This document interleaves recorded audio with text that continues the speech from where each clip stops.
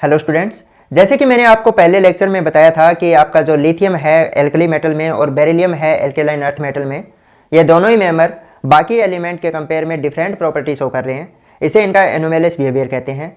वो आज स्टडी करेंगे हम। दूसरा, आपको मैंने ये भी बताया था कि लिथियम और मैग्नीशियम की प्रॉपर्टी है वो सिमिलर होती है। इसी तरह बेरिलियम और एल्यूमिनियम की प्रॉपर्टी भी सिमिलर होती है।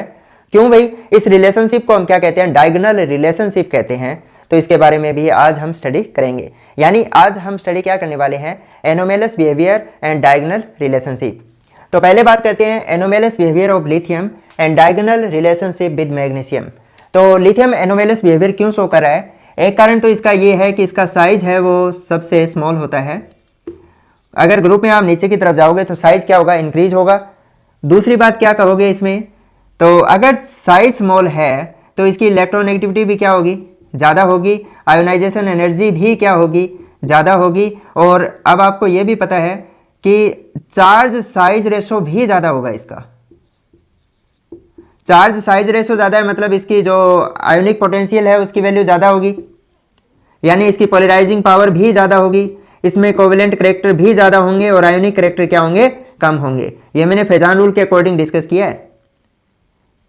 और लास्ट पॉइंट क्या लिखेंगे हम? Absence of vacant D orbital.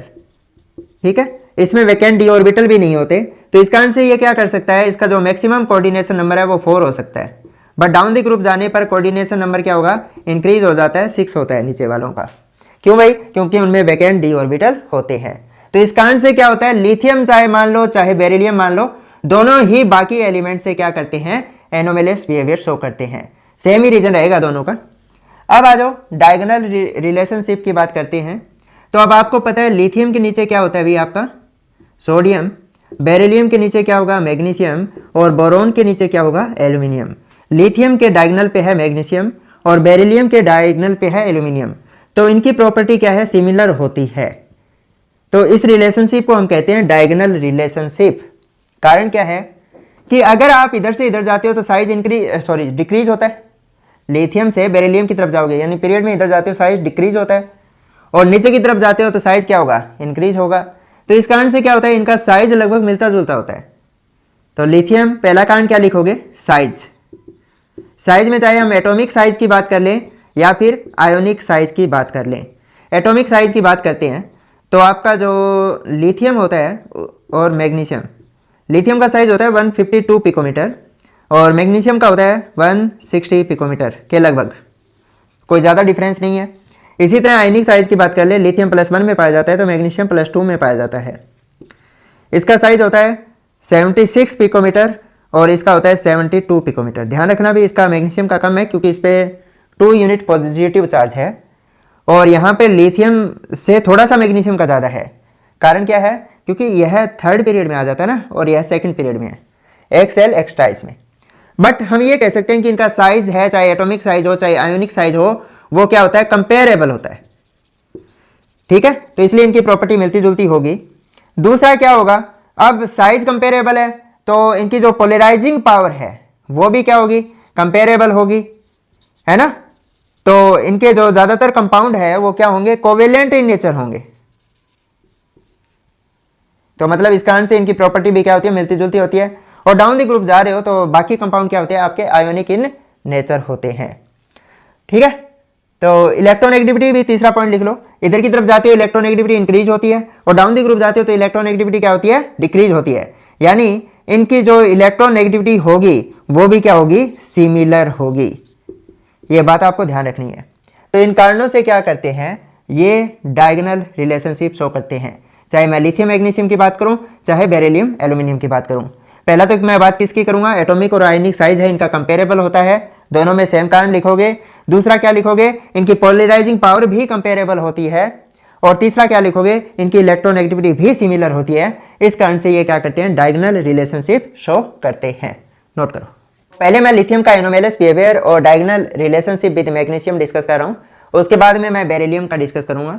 तो सबसे पहली बात आती है कि लिथियम और जो मैग्नीशियम है दोनों ही क्या होते हैं? हार्ड होते हैं बाकी एलिमेंट्स के कंपेयर में। और हार्ड है तो जाहिर सी बात है इनका मेल्टिंग पॉइंट और बॉइलिंग पॉइंट है वो भी क्या होगा?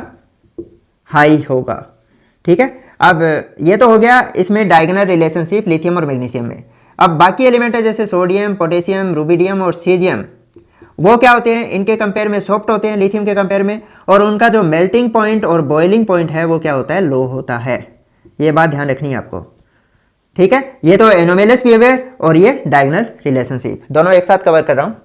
दूसरा देखो भी, आपका जो लिथियम है और मैग्नीशियम है दोनों ही वाटर के साथ क्या करते हैं, स्लो रिएक्शन करते हैं, स्लो रिएक्शन विद वाटर।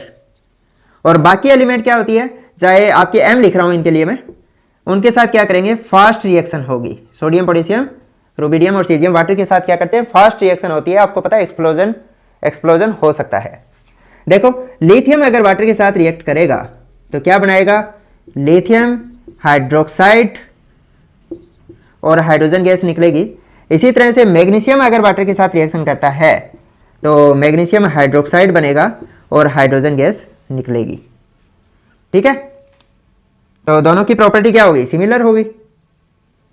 अब सेकंड थर्ड आ जाओ, एयर के साथ रिएक्शन करते हैं, रिएक्शन विद एयर। एयर में आपको पता है क्या होता है, नाइट्रोजन।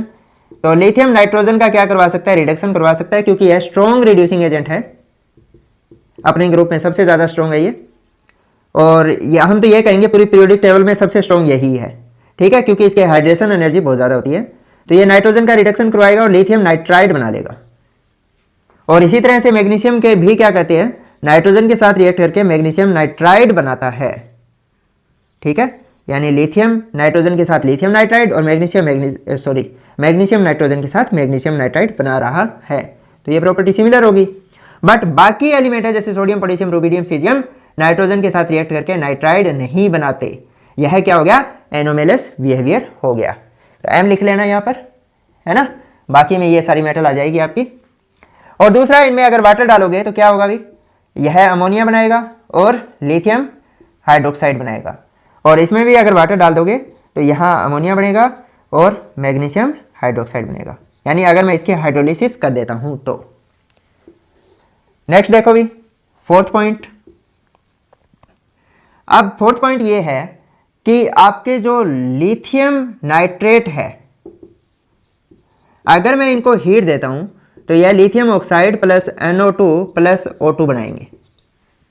ठीक है, और इसी तरह अगर मैं मैग्नीशियम नाइट्रेट को भी हीट दूं तो यह भी magnesium oxide plus NO2 plus O2 बनाएगा। बैलेंस खुद कर लेना भी, यानी दोनों के प्रोडक्ट सिमिलर बन रहे हैं। अगर मैं सोडियम नाइट्रेट को हीट देता हूं तो उसमें क्या बनेगा भी, आपका सोडियम नाइट्राइट बनेगा और ऑक्सीजन बनेगा। यानी इनके प्रोडक्ट क्या हो गए, डिफरेंट हो गए। तो यहाँ सोडियम की जगह एम कर लेना भी, एम की जगह सोडियम, पोटेशियम, रुबिडियम, सीजियम कुछ भी आ जाएगा। ठीक है, यानी बाकी नाइट्राइट बना रहे हैं इसके जो बिलो मेमर है, और ये क्या बना रहा है, ऑक्साइड बना रहा है। अब इसके अलावा फिफ्थ पॉइंट क्या है कि अगर मैं लिथियम कार्बोनेट को हीट दूं तो यह डिकम्पोज होकर लिथियम ऑक्साइड बनाता है, प्लस CO2 निकलेगी। इसी तरह अगर मैग्नीशियम कार्बोनेट को भी मैं हीट दूं तो मैग्नीशियम ऑक्साइड बनेगा, प्लस CO2 निकलेगी। यानी प्रॉपर्टी सिमिलर होगी, डायगोनल रिलेशनशिप है। तो इसी तरह से जो बाकी कार्बोनेट है जैसे सोडियम, पोटेशियम, रुबिडियम और सीजियम के कार्बोनेट, तो उनको अगर मैं हीट देता हूं तो वो डिकम्पोज नहीं होते। ये बात ध्यान रखनी है अभी, आपको मैंने लिखवा रखा है। कार्बोनेट, हाइड्रोक्साइड और सल्फेट है, वो सोडियम, पोटेशियम, रुबिडियम और सीजियम के डिकम्पोज नहीं होते। ठीक है, तो लिख लो, हाइड्रोक्साइड का लिख देता हूँ कि जैसे आपका लिथियम हाइड्रोक्साइड है, इसको अगर आप हीट दोगे तो यह लिथियम ऑक्साइड बनाएगा, प्लस वाटर निकलेगा। इसी तरह से अगर मैग्नीशियम हाइड्रोक्साइड को अगर आप हीट दोगे तो मैग्नीशियम ऑक्साइड बनेगा, प्लस वाटर बनेगा। यानी सिमिलर प्रॉपर्टी हो गई। और अगर आप बाकी जो हाइड्रोक्साइड है एल्कली मेटल के, उनको हीट दोगे तो वो डिकम्पोज नहीं होंगे। ठीक है, इसी तरह सल्फेट की बात कर लेते हैं। यहाँ लिख देता हूँ कि अगर आप लिथियम सल्फेट को हीट दोगे तो ये क्या बनाएगा भी, लिथियम ऑक्साइड बनाएगा, प्लस SO3 बनाएगा। और जो फर्दर टूट के क्या बना देगा, SO2 प्लस O2। ये मैं आपको जो लास्ट लेक्चर मैंने बनाया है साल्ट्स ऑफ ऑक्सी एसिड, उसमें एक्सप्लेन कर रखा है। इसी तरह से अगर मैग्नीशियम सल्फेट को आप हीट देते हो तो ये भी क्या करता है, मैग्नीशियम ऑक्साइड बनाएगा और SO3 बनाएगा। ये SO3 फिर टूट के SO2 प्लस ऑक्सीजन बना देंगे। बट बाकी आपके जो मेटल, एल्कली मेटल के सल्फेट हैं, वो डिकम्पोज नहीं होते। ठीक है, तो ये भी क्या होगी, एनोमेलस बिहेवियर हो गया। और ये दोनों की क्या होगी, डायगोनल रिलेशनशिप हो गई। ठीक है, पहले इतना नोट करो। नेक्स्ट है रिएक्शन विद ऑक्सीजन। तो इसमें क्या होगा, जो लिथियम है ऑक्सीजन के साथ रिएक्ट करके लिथियम ऑक्साइड बनाएगा। इसी तरह से मैग्नीशियम ऑक्सीजन के साथ रिएक्ट करके मैग्नीशियम ऑक्साइड बनाता है। तो मतलब इनकी प्रॉपर्टी सिमिलर हो गई। और बट जो सोडियम है वो ऑक्सीजन के साथ रिएक्ट करेगा तो पर ऑक्साइड बनाएगा, और जो नीचे वाले पोटेशियम, रुबिडियम और सीजियम है वो ऑक्सीजन के साथ रिएक्ट करके सुपर ऑक्साइड बनाते हैं। तो मतलब इनकी प्रॉपर्टी क्या हो गई, डिफरेंट हो गई।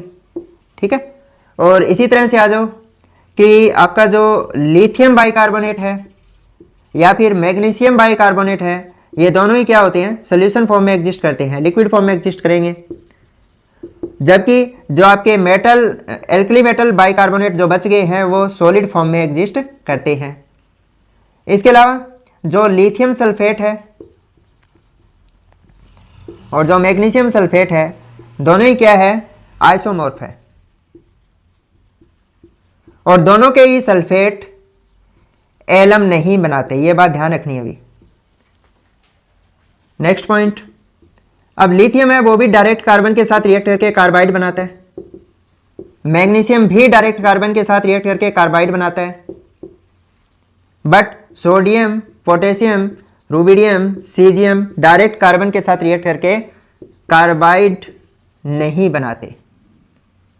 ठीक है, इसके अलावा आपका जो लिथियम क्लोराइड है वो भी क्या होता है, हाइग्रोस्कोपिक होता है, वाटर के मॉलिक्यूल को एब्जॉर्ब करेगा, और मैग्नीशियम क्लोराइड है वो भी हाइग्रोस्कोपिक होता है, वाटर के मॉलिक्यूल को एब्जॉर्ब करेगा। ठीक है, इनमें ज़्यादातर इनके जो कंपाउंड होते हैं वो क्या होते हैं, कोवेलेंट होते हैं, यानी ऑर्गेनिक सॉल्वेंट में क्या होंगे, वो ज़्यादा सोल्यूबल होंगे, है ना, सोल्यूबल इन ऑर्गेनिक सॉल्वेंट। इसके अलावा कुछ प्रॉपर्टी और ऐड कर सकते हो आप, जैसे ये दोनों ही जो कॉम्प्लेक्स लिथियम और मैग्नीशियम है कॉम्प्लेक्स बनाएंगे। बाकी जो एलिमेंट है इस ग्रुप के, सोडियम, पोटेशियम, रुबिडियम, ये कॉम्प्लेक्स कंपाउंड नहीं बनाते हैं। इसके अलावा लिथियम है वो इथाइन के साथ रिएक्ट नहीं करता, बल्कि बाकी सोडियम, पोटेशियम, रुबिडियम है वो इथाइन के साथ आसानी से रिएक्ट कर जाते हैं। इसके अलावा लिथियम है वो गैसियस अमोनिया के साथ इमाइड बनाता है, ये रिएक्शन मैं करवा चुका हूँ आपको पहले भी। और बाकी जो एलिमेंट है सोडियम, पोटेशियम, रुबिडियम, वो क्या करते हैं, गैसियस अमोनिया के साथ रिएक्ट करके एमाइड बनाते हैं। ठीक है, तो ये कुछ डिफरेंट प्रॉपर्टी है जिसके कारण ये एनोमेलस बिहेवियर कहेंगे हम लिथियम का। क्यों शो करता है, साइज लेस होता है इसका, इलेक्ट्रॉनेगेटिविटी ज़्यादा है, आयोनाइजेशन एनर्जी ज़्यादा है, एब्सेंस ऑफ वैकेंट ऑर्बिटल है, चार्ज रेडियस रेशो ज़्यादा है जिसके कारण इसकी पोलराइजिंग पावर ज़्यादा होगी, जिसके कारण according to Fajans rule covalent character ज़्यादा होगा इसमें, तो वो बाकी एलिमेंट से डिफरेंट प्रॉपर्टी शो करेगा। बट डायगोनल क्यों शो कर रहा है, क्योंकि इसका लिथियम का और मैग्नीशियम का साइज है वो मिलता जुलता है, मतलब ज़्यादा डिफरेंस नहीं है साइज में, इलेक्ट्रोनेगेटिविटी भी इनकी कंपेरेबल है और इनकी पोलराइजिंग पावर भी कंपेरेबल है। तो इस कारण से लिथियम और मैग्नीशियम की जो डायगोनल रिलेशनशिप होगी, नोट करो। अब नेक्स्ट हम डिस्कस करने जा रहे हैं anomalous behaviour of beryllium and diagonal relationship with aluminium. तो वैसे मैंने शुरू में ही लेक्चर के बता दिया था कि बेरिलियम एनोमेलस बिहेवियर क्यों शो करता है और एल्यूमिनियम के साथ डायगोनल रिलेशनशिप क्यों शो करता है ये। तो कौन कौन सी प्रॉपर्टी है जो एनोमेलस है बाकी एलिमेंट से, और कौन कौन सी प्रॉपर्टी ऐसी है जो बेरिलियम और एल्यूमिनियम की मिलती जुलती है, वो डिस्कस कर रहे हैं अब। तो पहली बात करते हैं कि जो बेरिलियम और एल्यूमिनियम है दोनों ही हार्ड मेटल है, और बाकी जो इस ग्रुप की मेटल है जैसे मैग्नीशियम है, कैल्शियम, स्ट्रोंटियम एंड बेरियम, इनके लिए मैं एम लिखूंगा अभी, ये इसकी कंपेयर में, बेरिलियम के कंपेयर में क्या होता है, सॉफ्ट होती है। ठीक है, तो हार्ड मेटल है तो इनका मेल्टिंग पॉइंट और बॉइलिंग पॉइंट भी क्या होगा, हाई होगा, और इसका इनका बाकियों का जो मेल्टिंग पॉइंट है और बॉइलिंग पॉइंट है वो क्या होगा, लो होगा। दूसरी बात ये ध्यान रखनी है आपको कि जैसे बेरिलियम और एल्यूमिनियम दोनों ही वाटर के साथ रिएक्शन नहीं करती, बट जो मैग्नीशियम है या कैल्शियम, मैग्नीशियम तो हॉट वाटर के साथ रिएक्शन करती है, आपको पता है, मैं ये रिएक्शन करवा चुका हूँ। Calcium, strontium and barium cold water के साथ भी आसानी से रिएक्शन कर जाएगी। अब थर्ड पॉइंट ये है कि आपके जो बेरिलियम के ऑक्साइड है या फिर एल्यूमिनियम के ऑक्साइड है, ये एम्फोटेरिक इन नेचर होते हैं, और बाकी जो मेटल के ऑक्साइड हैं वो क्या होंगे, बेसिक इन नेचर होंगे। और सीधा ये भी याद रख सकते हो कि जैसे बेरिलियम और एल्यूमिनियम दोनों ही एम्फोटेरिक मेटल है, और बाकी जो रिमेनिंग मेटल है मैग्नीशियम वगैरह ये सारी क्या है, बेसिक मेटल है। ठीक है, तो ये एम्फोटेरिक है, मतलब ये एसिड के साथ भी रिएक्ट कर जाएगी और बेस के साथ भी रिएक्ट कर जाएगी। रिएक्शन लिख के दिखा देता हूँ।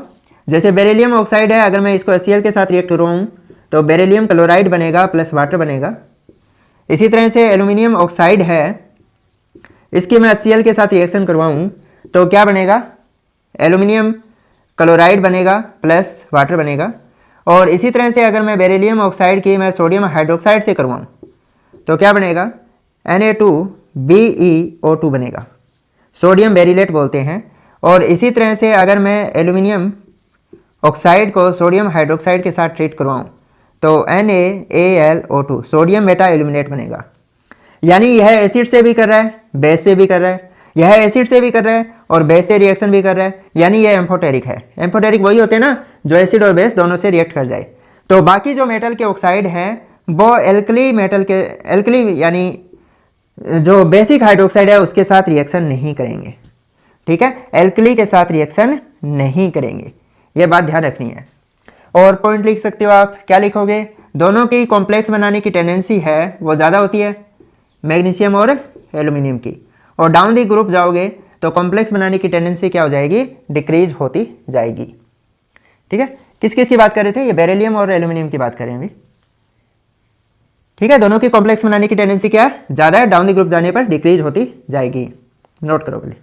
नेक्स्ट है आपका जो बेरिलियम है एंड एल्यूमिनियम है, दोनों ही बेराइल में मिनरल है, इनका एक साथ पाए जाते हैं, जैसे BeOAl2O3SiO2, यहाँ 6 लगा दो, यहाँ 3 लगा दो। ठीक है, ये ऐसे अभी लिखा मिल सकता है आपको, B3Al2Si6O18। ठीक है, बेराइल मिनरल है, इसमें आपका बेरिलियम और एल्यूमिनियम दोनों पाए जाते हैं। इसके अलावा जो बेरिलियम एंड एल्यूमिनियम है दोनों ही फ्लेम टेस्ट नहीं देते। इधर मैग्नीशियम को छोड़ दो तो बाकी सारे फ्लेम टेस्ट देते हैं, मैग्नीशियम भी फ्लेम टेस्ट नहीं देता। ठीक है, बाकी सारे देंगे, कैल्शियम, स्ट्रोंटियम एंड बेरियम। इसके अलावा एक बात और ध्यान रखना कि जैसे बेरिलियम का क्लोराइड है और चाहे एल्यूमिनियम का क्लोराइड हो, ये डाइमर की फॉर्म में भी एग्जिस्ट करते हैं। कैसे भी, जैसे यहाँ पर इस तरह से लिख दिया मैंने, ये कोऑर्डिनेट बॉन्ड के द्वारा डाइमर में एग्जिस्ट करेंगे, गैसियस फॉर्म में पाया जाता है, भी ज़्यादातर डाइमर है आपका। और इसी तरह से एल्यूमिनियम क्लोराइड है,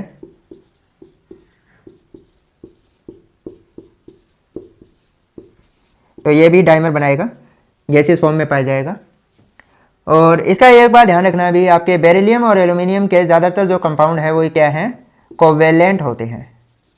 कोवेलेंट है तो ऑर्गेनिक सॉल्वेंट में सॉल्युबल होंगे, है ना, ये बात ध्यान रखनी है आपको। अब और क्या ध्यान रखोगे कि दोनों के ही कार्बाइड, जैसे बेरिलियम का कार्बाइड है, ये होगा B2C, इसके अगर मैं हाइड्रोलिसिस कर दूं तो मीथेन देगा। इसी तरह से अगर एल्यूमिनियम का कार्बाइड है, इसकी मैं हाइड्रोलिसिस कर दूं, ये भी मीथेन देगा।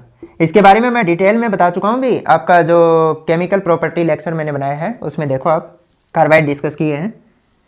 तो ये मीथेन देता है प्लस बेरिलियम हाइड्रोक्साइड देगा, ये मीथेन देगा प्लस एल्यूमिनियम हाइड्रोक्साइड देगा। ठीक है, बट बाकी जो है जैसे आपका कैल्शियम कार्बाइड है, स्ट्रोंटियम कार्बाइड है, इनके वाटर के साथ हाइड्रोलिसिस करने पर ये इथाइन देते हैं। ठीक है, और इसी तरह से जो मैग्नीशियम कार्बाइड है, इसकी मैं अगर वाटर के साथ हाइड्रोलिसिस करूं तो ये प्रोपाइन देगा। तो इनके प्रोडक्ट तो क्या हो गए, डिफरेंट हो गए इससे, तो ये एनोमेलस बिहेवियर हो गया और ये डायगोनल रिलेशनशिप हो गई। ठीक है, नोट करो। अब नेक्स्ट देखो भी, आपका जो बेरिलियम है एंड एल्यूमिनियम है, दोनों ही कंसनट्रेटेड नाइट्रिक एसिड के साथ रिएक्शन नहीं करते। क्यों नहीं करते भी, क्योंकि कंसनट्रेटेड नाइट्रिक एसिड की प्रेजेंस में इन पर एक प्रोटेक्टिव ऑक्साइड लेयर बन जाती है, जिसके कारण ये पैसिव हो जाते हैं, मतलब रिएक्शन नहीं करते। ठीक है, और दूसरा बेरिलियम हाइड्राइड हो चाहे एल्यूमिनियम हाइड्राइड हो, ये क्या करते हैं, 3 सेंटर 2 इलेक्ट्रॉन बॉन्ड बनाते हैं। कैसे बनाएंगे, जैसे बेरिलियम हाइड्राइड आपका, तो मैं इस तरह से लिख देता हूँ, पॉलीमेरिक स्ट्रक्चर होगी, बहुत सारे जुड़े होंगे एक दूसरे के साथ। ठीक है, दोनों ही आपको पता है इसमें कितने हैं, 2 2 4 इलेक्ट्रॉन है, इलेक्ट्रॉन डेफिशिएंट है। तो इलेक्ट्रॉन डेफिशिएंट है तो ये क्या कर सकता है, इसके साथ भी बॉन्ड बना सकता है, ये इसके साथ भी कर सकता है, इसके साथ भी, इसके साथ भी, यानी यहाँ ब्रिज बॉन्डिंग होगी। और यहाँ कितने हैं, 3 सेंटर है और इनके बीच में 2 इलेक्ट्रॉन है, तो इस कारण ये 3 सेंटर 2 इलेक्ट्रॉन बॉन्ड बनाएंगे। अगर आपको इसके बारे में डिटेल में पढ़ना है तो मैं ब्रिज बॉन्डिंग में, केमिकल बॉन्डिंग में डिटेल में समझा चुका हूँ। केमिकल बॉन्डिंग में एक टॉपिक है ब्रिज बॉन्डिंग, वहाँ पर इसको मैं डिटेल में एक्सप्लेन कर चुका हूँ। इसी तरह से एल्यूमिनियम हाइड्राइड भी क्या होगा, यहाँ 3 सेंटर 2 इलेक्ट्रॉन बॉन्ड बनेंगे और इस तरह से बहुत सारे जुड़ते जाएंगे। ठीक है, तो इनकी प्रॉपर्टी ये भी क्या हो गई, सिमिलर हो गई। और दूसरा देखो भी, आपका जो बेरिलियम है उसका मैक्सिमम कोऑर्डिनेशन नंबर 4 हो सकता है, और उसके जो नीचे वाले एलिमेंट है जैसे मैग्नीशियम से लेकर बेरियम तक, या फिर जो रेडियो एक्टिव है उसको इग्नोर करते हैं हम, तो उनका कोऑर्डिनेशन नंबर कितना हो सकता है, 6 हो सकता है। ठीक है, तो ये कुछ प्रॉपर्टी है जो बेरिलियम की एल्यूमिनियम से मिलती जुलती है और बाकी खुद के ग्रुप के एलिमेंट से डिफरेंट है। ठीक है, तो मेरी तरफ से ये टॉपिक खत्म हुआ, मिलते हैं जल्दी, ऑल द बेस्ट।